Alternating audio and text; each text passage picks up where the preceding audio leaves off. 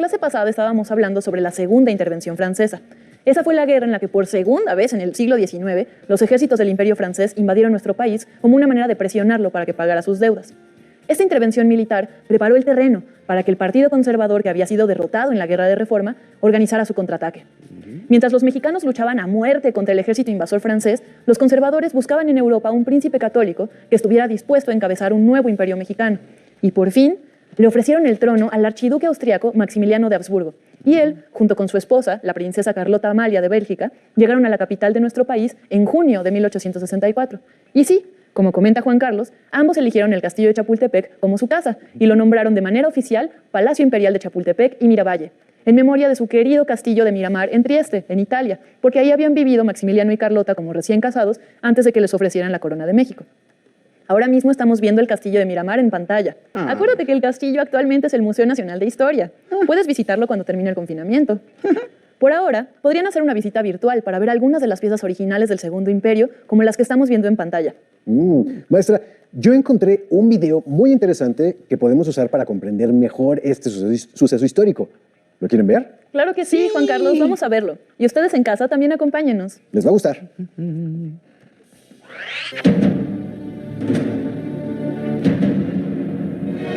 Un grupo de mexicanos monárquicos promueve contra Juárez y la reforma liberal un nuevo destino para la nación. La coyuntura era favorable, pues Juárez había suspendido los pagos de la deuda externa, obligado por la escasez. Veracruz ve llegar a las flotas española, francesa e inglesa. Juárez envía a Manuel Doblado a negociar con los intervencionistas, argumentando que la suspensión es solo temporal. España e Inglaterra aceptan, pero Francia se niega e inicia su avance. Juárez autoriza la formación de guerrillas para defenderse y Puebla, al mando de Ignacio Zaragoza, se prepara para enfrentar al mejor ejército del mundo. El conde de Lorenzés, confiado en la total superioridad de su ejército, no atendió las advertencias y el 4 y 5 de mayo las tropas de Zaragoza lo derrotaron. Pero la humillación solo sirvió para que Napoleón enviara 30,000 soldados más bajo un nuevo mando. Un año después, y luego de un largo sitio, la ciudad sucumbió ante los franceses y Juárez tuvo que abandonar la capital. Fue así como llegaron en 1864 Maximiliano y Carlota a instaurar en México una monarquía europea.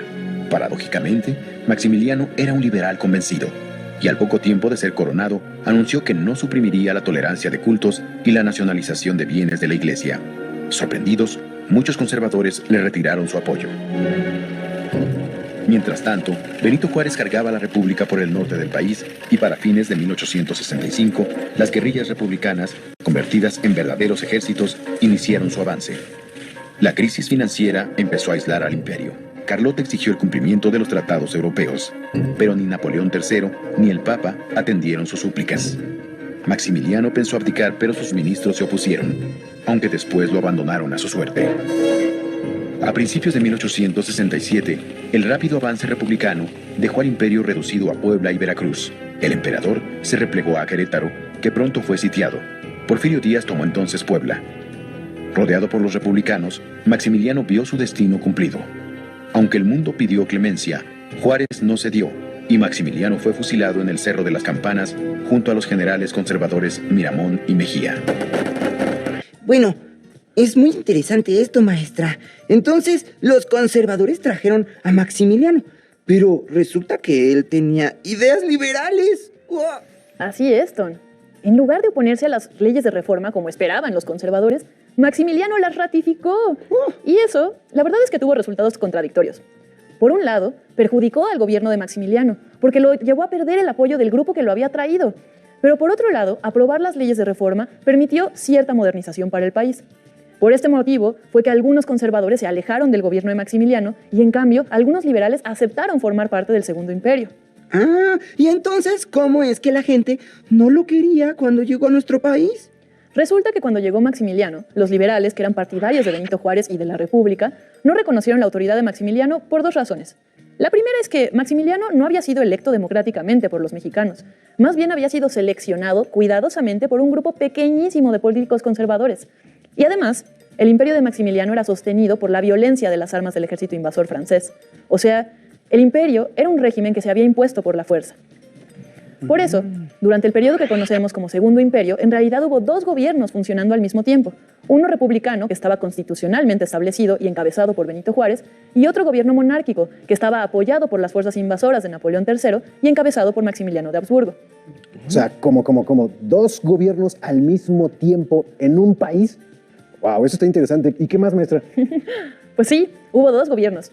Sin embargo, a pesar de que el Segundo Imperio era un proyecto del Partido Conservador para devolverle a la Iglesia el poder que se le había quitado la Reforma Liberal, el gobierno de Maximiliano lo único que hizo fue adoptar una serie de medidas que iban justo en el sentido opuesto.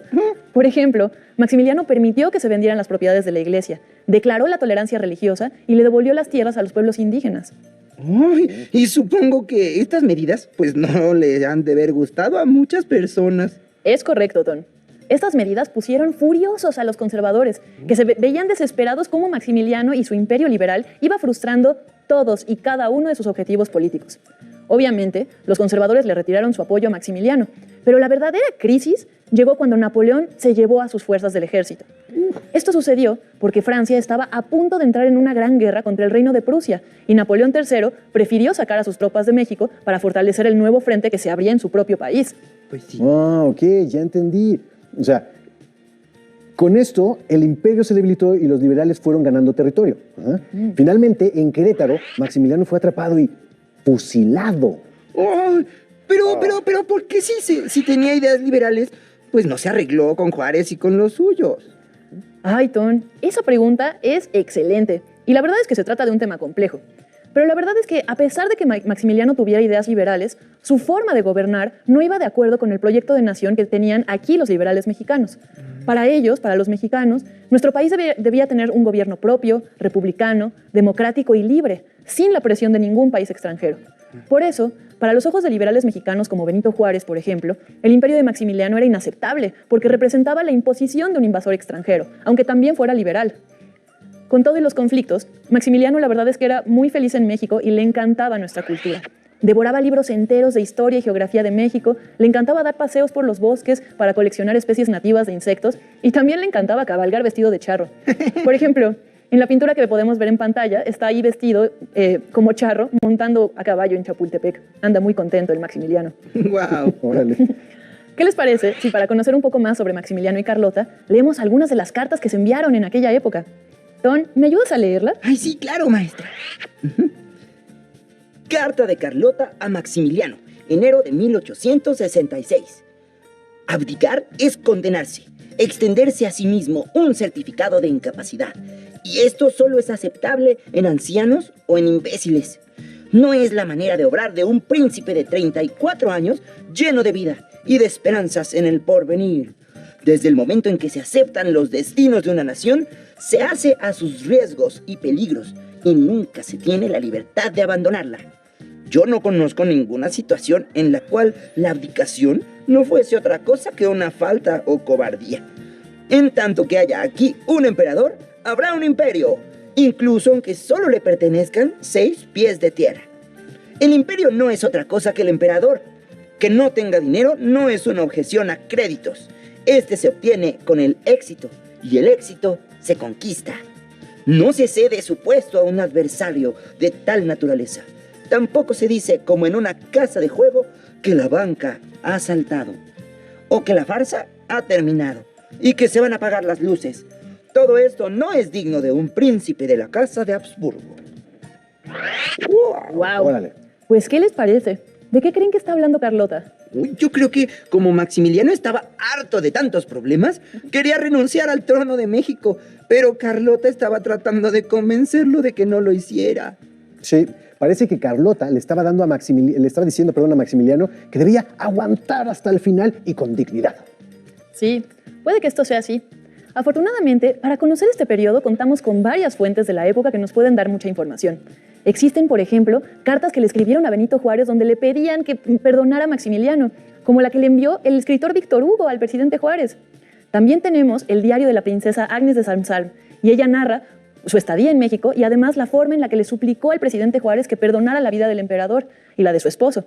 También tenemos la prensa de la época, como el Boletín Republicano, que se empezó a publicar en 1867 y que en esa época recapturó muy bien todas las ideas que se tenían sobre qué era lo que estaba pasando en ese momento el significado del fusilamiento del emperador y cómo es que marcó